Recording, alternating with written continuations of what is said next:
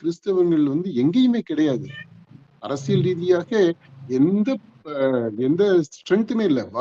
டோட்டலா வலு இழந்த நிலையில தான் அவங்க இருக்கிறாங்க. இஸ்லாமியர்களை எடுத்துக்கிட்டோம் அப்படின்னா அவங்க மதம் அப்படின்றதுக்கு முன்னுரிமை கொடுப்பாங்க, முக்கியத்துவம் கொடுக்குறாங்க. மத உணர்வால அவங்க ஒருங்கிணைக்கப்படுறாங்க. கிறிஸ்தவங்கன்ட்டு வந்துட்டீங்கன்னா மதம் 2வது இடத்துக்கு தள்ளப்பட்டிருது. இது ரொம்ப சோகமான விஷயம். மதம் என்பது இயேசுநாதரே 2வது இடத்துக்கு போயிடுறாரு. அப்ப முதல் இடத்துல இருக்கிறது யாரு அப்படின்னா ஜாதி. 60 to 80% கிறிஸ்டியன்ஸ் தலித் பின்புலத்தை சேர்ந்தவங்களாக இருக்கிறாங்க. இப்ப இது ஒரு முக்கியமான பாயிண்ட். அது இப்படி கிறிஸ்தவர்கள் அதிகமாக பெரும்பான்மையாக இருக்கக்கூடியதுனால மற்ற ஜாதிக்காரர்கள் எல்லாரும் ஒன்னா சேர்ந்து வர்றதுல பிரச்சனைகள் இருக்கு. அது இறைவனுக்காக தங்களுடைய வாழ்க்கையை அர்ப்பணிக்கிறோம் அப்படின்னு சொல்லிட்டு வந்தவங்கள் மத்தியிலேயே அவங்க நடத்தக்கூடிய நிறுவனங்கள்லயே இந்த ஜாதி பிரிவினை அப்படின்றதுதான் இருக்கு. இப்போ இஸ்லாமியர் சகோதரர்கள் அவங்க பண்றது வெளிநோக்கிய அரசியல். அவங்க உள்ள கட்டுக்கோப்பா இருக்கிறாங்க. அதனால அவங்க பொது வெளியில இருக்கக்கூடிய இந்த அரசியல் களத்துல இருக்கக்கூடிய அந்த ரியல் பாலிடிக்ஸ் இருக்கு இல்லையா, அந்த அரசியல் பண்றாங்க. இங்க எப்படின்னா இங்கேயும் அதிகாரத்தில் பங்கு, ஆட்சியில் பங்கு கேட்கிறாங்க. ஆனா அந்த எல்லாமே இந்த அமைப்புக்குள்ளேயே கேட்கிறாங்க. அரசியல் அற்ற ஒரு அரசியல் நிலைப்பாடு அதை எடுக்கக்கூடியவங்களா தான் கிறிஸ்தவர்கள் இருக்காங்க. அப்படித்தான் அவங்க பயிற்றுவிக்கப்பட்டுட்டும் வர்றாங்க.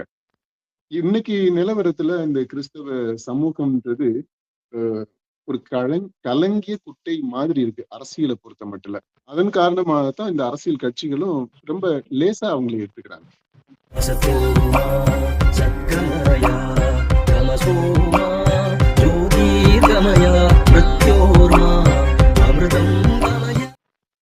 தேர்தல் நேரங்கிறனால இது ஒரு பேச வேண்டிய ஒரு முக்கியமான தலைப்பு நான் நினைக்கிறேன். தமிழ்நாட்டுல கிறிஸ்தவ சமூகம் அப்படிங்கிறது ஒரு கணிசமாக இருக்குது. ஆனா இந்த அரசியல்ல அவங்களுக்கு முக்கியத்துவம் அப்படிங்கிறது கிடைக்குதா, இல்ல அவங்க ஏன் அவர்களுக்கான அரசியல் முக்கியத்துவம் குறைந்த அளவுல கொடுக்கப்படுது? ஆமா, முதல்ல இந்த தமிழ்நாடு பாப்புலேஷன் எடுத்துக்கிட்டோம் அப்படின்னா இந்துக்களுக்கு அடுத்தபடியாக அதிகமாக இருக்கக்கூடியவங்க கிறிஸ்தவங்கள்ல பல பிரிவுகள் இருக்கு. ரோமன் கேத்தலிக்ஸ் அப்படின்றது ரோமன் கத்தோலிக்கர் அவங்க அதிகமா இருக்கிறாங்க. அப்புறம் சிஎஸ்ஐ, ப்ராட்டஸ்டன்ஸ், பென்டகோஸ்டல் சர்ச்சஸ் அப்படி நிறைய இருக்கு. இப்ப சில பேர் இண்டிபெண்டாக அவங்கவுங்க சர்ச்சஸ் எல்லாம் ஆரம்பிச்சு அவங்களவே பிஷப்பா எல்லாம் கான்சென்ட்ரேட் பண்ணிட்டு டிக்ளேர் பண்ணிக்கிறது அந்த மாதிரி எல்லாம் இருக்கு.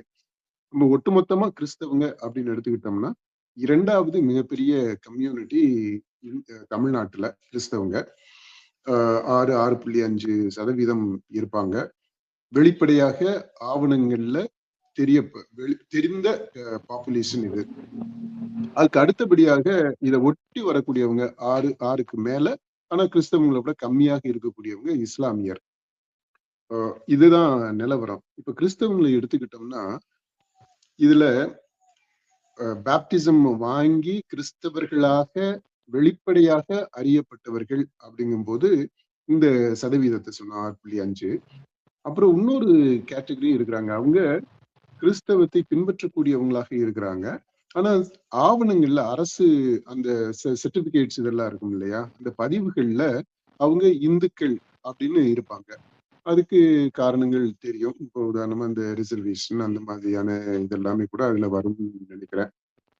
அப்படி ஒரு கணிசமான அளவு எண்ணிக்கையில கிறிஸ்தவர்கள் இருக்கிறாங்க. இது எல்லாருக்குமே தெரிஞ்ச விஷயம் தான். நான் ஒன்றும் பெரிய ரகசியத்தை எல்லாம் போட்டு உடைக்கல. 3வது கேட்டகரி இந்த பிஜேபி, RSS இவங்க எல்லாம் விமர்சனம் பண்ணுவாங்க தெரியுமா, கிரிப்டோ கிறிஸ்டியன் அப்படின்ட்டு. அதாவது அவங்க வெளிப்படையாக எந்த மதத்தையும் சேராதவர்களா இருப்பாங்க, அல்லது இந்து மதத்தை சேர்ந்தவங்களா இருப்பாங்க, அல்லது கிறிஸ்தவர்கள் என்று வெளிப்படையா அறிவிக்க மாட்டாங்க. ஆனா ரகசியமாக அவங்க கிறிஸ்தவத்தை பின்பற்றக்கூடியவங்களா இருப்பாங்க அப்படின்னு சொல்லிட்டு ஒரு விமர்சனம் பண்ணக்கூடியது. அது கொஞ்சம் பேர் இருப்பாங்கன்னு நினைக்கிறேன். அப்படி அதாவது RSS கிரிப்டோ கிறிஸ்டியன்னு சொல்லக்கூடியது லேபிள் பண்ணக்கூடியவங்க. இப்ப இது 3 கேட்டகரி ஆஃப் கிறிஸ்டியன்ஸ் இருக்கிறாங்க. இந்த இவங்களை ஒட்டுமொத்தமா சேர்த்தோம் அப்படின்னா எனக்கு தெரிஞ்சு தமிழ்நாட்டுல 6.5% இல்லைங்க. இது வந்து 10, 12% வரைக்குமே கூட வரும் அப்படின்னு நம்முடைய கணிப்பு அப்படி இருக்கு. அதுக்கு போதுமான அது இதை ப்ரூவ் பண்றதுக்கு தேவையான தரவுகள் நம்மகிட்ட இல்ல. ஆனா ஓரளவுக்கு இப்படி கெஸ் பண்ணலாம். இவ்வளவு பேரு கிறிஸ்தவர்கள் இருந்தும் அல்லது கிறிஸ்தவ மனநிலை கொண்டவர்கள் இருந்தும் அப்படி வச்சுக்கிறோம். கிறிஸ்தவர்கள் அல்லது கிறிஸ்தவ மனநிலை உள்ளவர்கள் இருந்தும் அரசியல் ரீதியாக பார்த்தோம் அப்படின்னா இஸ்லாமியர்களை எடுத்துக்கிட்டோம்னா நல்ல கட்டுக்கோப்பா இருக்கிறாங்க, அரசியல் படுத்தப்பட்டு இருக்கிறாங்க. அரசியல் படுத்தப்பட்டுன்னா அரசியல் கட்சிகள் பார்கெயின் பண்ணக்கூடிய அளவுக்கு, அதாவது திமுக அதிமுக மாதிரியான கட்சிகளோட சீட் ஷேரிங் பேசக்கூடிய அளவுக்கு வலுவுள்ளவர்களா தங்களை ஆக்கி இருக்கிறாங்க. அப்படி பார்த்தோம் அப்படின்னா கிறிஸ்தவங்கள் வந்து எங்கேயுமே கிடையாது. அரசியல் ரீதியாக எந்த ஸ்ட்ரென்த்துமே இல்லை, டோட்டலா வலு இழந்த நிலையில தான் அவங்க இருக்கிறாங்க. இதுக்கு காரணம் என்ன அப்படின்றத நம்ம பார்க்கணும். முதல் காரணம் எப்படின்னா, இஸ்லாமியர்களோட நம்ம ஒப்பிட்டு பேசுறோம். அதனால அவங்கள குறைச்சோ அல்லது உயர்த்தியோ நம்ம மதிப்பிடல. ஒரு அப்ஜெக்டிவா டேட்டாவை வச்சு, டேட்டா அடிப்படையில நம்ம இந்த கம்பாரிசன்ஸை நம்ம பண்றோம். இஸ்லாமியர்களை எடுத்துக்கிட்டோம் அப்படின்னா அவங்க மதம் அப்படின்றதுக்கு முன்னுரிமை கொடுப்பாங்க, முக்கியத்துவம் கொடுக்குறாங்க. மத உணர்வால அவங்க ஒருங்கிணைக்கப்படுறாங்க. கிறிஸ்தவங்கன்ட்டு வந்துட்டீங்கன்னா மதம் வந்து 2வது இடத்துக்கு தள்ளப்பட்டிருது. இது ரொம்ப சோகமான விஷயம். பெருசா பேசிக்கிறோம் நம்ம வந்து கிறிஸ்தவங்கன்ட்டு. ஆனா அங்க பார்த்தீங்கன்னா மதம் என்பது இயேசுநாதரே 2வது இடத்துக்கு போயிடுறாரு. அப்ப முதல் இடத்துல இருக்கிறது யாரு அப்படின்னா ஜாதி. மதம் அப்படின்றது 2வது இடத்துக்கு போயிடுச்சு. மதத்தினுடைய உயிர் மூச்சாக இருக்கக்கூடிய இயேசுநாதரே 2வது இடத்துக்கு பின்தள்ளப்படுறாரு. முதல் இடத்துல இருக்கிறது ஜாதியும் ஜாதி உணர்வும். இது எல்லா டினாமினேஷன்ஸ், கிறிஸ்தவர்ல அந்த டினாமினேஷன்ஸ் பல இருக்கு இல்லையா, சிஎஸ்ஐ, ஆர்சி, ப்ராட்டஸ்டன்ட், பெண்டகோஸ்டன் அப்படின்னு நிறைய சொன்னோம் பாத்தீங்களா. எல்லா இடத்துலயுமே இந்த ஜாதி தான் முதல் இடத்துல இருக்கு. அதனால என்ன ஆயிடுச்சு அப்படின்னா இஸ்லாமிய சகோதரர்கள் அந்த நண்பர்கள் மாதிரி இவங்க ஒன்னா சேர்ந்து வர முடியல. ஜாதின்னு வந்துட்டாலே அங்க ஜாதி பிரிவினை வந்துடுது இல்லையா. நம்ம ஜாதி பிரிவினைகள் இருக்கும்போது அவங்க ஜாதி அடிப்படையில தான் அலைன் ஆகுவாங்களே தவிர மதமா ஒண்ணு சேர்ந்து வர முடியல. இஸ்லாமியிட்ட அந்த ஜாதி இருக்கு, ஆனா அது ரொம்ப கம்மியாக இருக்கு. மத உணர்வுன்றது அந்த ஜாதி உணர்வை கடந்து நிக்குது. முதன்மையான உணர்வாக ஒருங்கிணைக்கக்கூடிய ஒரு ஆற்றலாக பெரும் சக்தியாக இருக்கக்கூடியது அந்த மதம் உணர்வு இஸ்லாமியர்களை பொறுத்த மட்டும் இல்ல. இதுதான் முக்கியமான வேறுபாடா பாக்குறேன். இப்ப இந்த ஜாதின்னு எடுத்துக்கிட்டோம்னா 2வது பாயிண்ட், கிறிஸ்தவத்துல எல்லா ஜாதிக்காரங்களும் இருக்கிறாங்க. ஆனா குறைஞ்சது 60%, அதிகபட்சமா 80% வரைக்கும் 60 to 80% கிறிஸ்தவர்கள் அந்த பாப்புலேஷன்ல 60 to 80% கிறிஸ்டியன்ஸ் தலித் பின்புலத்தை சேர்ந்தவங்களாக இருக்கிறாங்க. அவங்க எல்லாருமே பட்டியல் இனத்தை சேர்ந்தவர்கள், பட்டியல் இனத்திலிருந்து வந்தவர்கள். ஜாதி ரீதியாக பார்த்தோம்னா அவங்க வந்து எஸ்சி, அவங்கதான் 60 to 80% இருக்காங்க. தலித் கிறிஸ்டியன்ஸ் அப்படின்ட்டு அந்த டேர்மை பயன்படுத்துறாங்க. அப்போ அந்த தலித் கிறிஸ்டியன்ஸ் வந்து குறைஞ்சபட்சம் 60% இருப்பாங்க, 80% வரைக்கும் இருக்கிறதா சொல்றாங்க. இப்ப இது பற்றியுமே போதுமான தரவுகள் எங்கேயுமே இல்லை.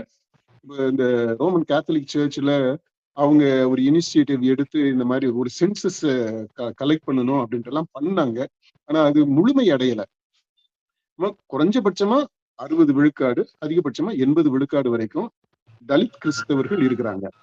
இப்ப இது ஒரு முக்கியமான பாயிண்ட். அது இப்படி கிறிஸ்தவர்கள் அதிகமாக பெரும்பான்மையாக இருக்கக்கூடியதுனால மற்ற ஜாதிக்காரர்கள் எல்லாரும் ஒன்னா சேர்ந்து வர்றதுல பிரச்சனைகள் இருக்கு. அதாவது மெஜாரிட்டி தலித்ஸா இருக்கும்போது மைனாரிட்டியா மத்த காஸ்ட் இருக்கிறாங்க.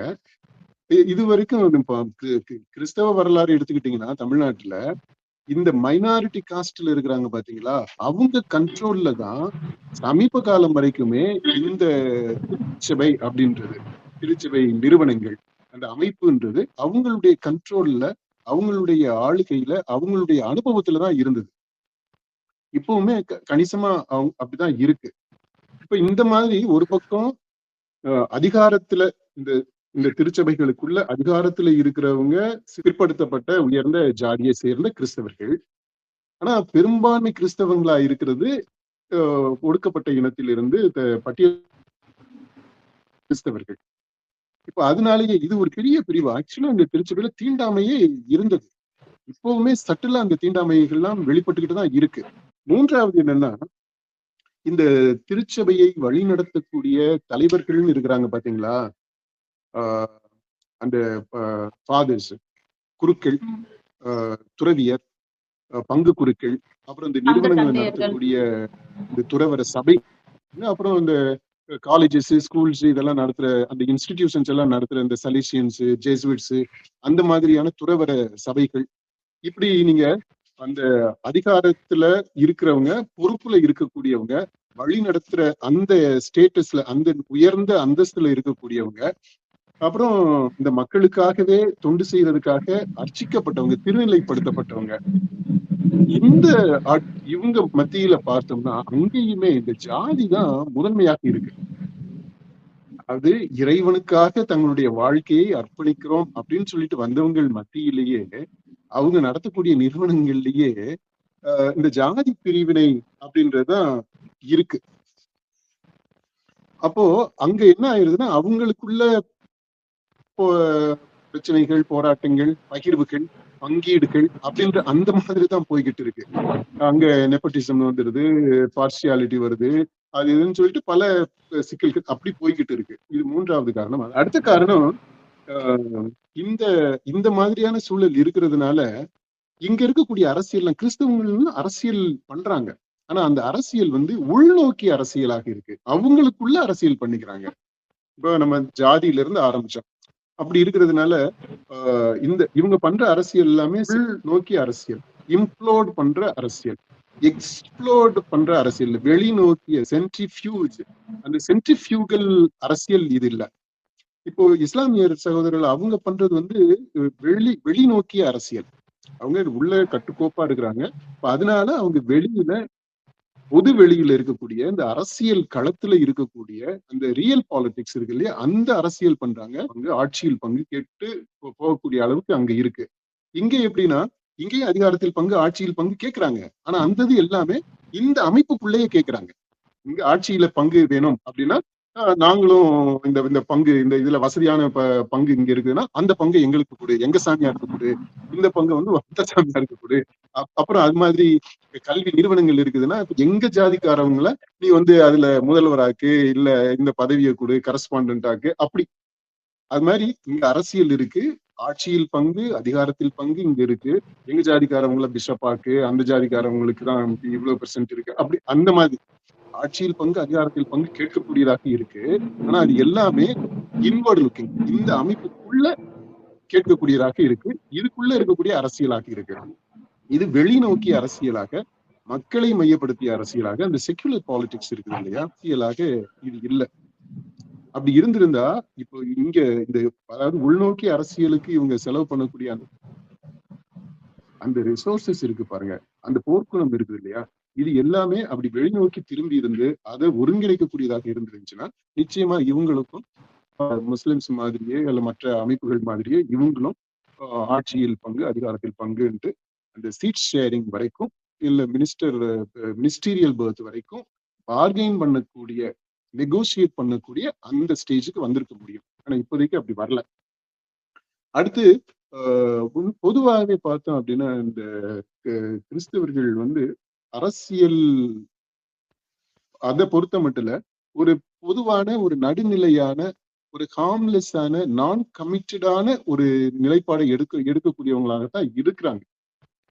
அந்த by nature, by temperament, by values எல்லாம் எடுத்துக்கிட்டோம் அப்படின்னா, சீசருக்குரியதை சீசருக்கும், கடவுளுக்குரியதை கடவுளுக்கும் செலுத்திடணும்.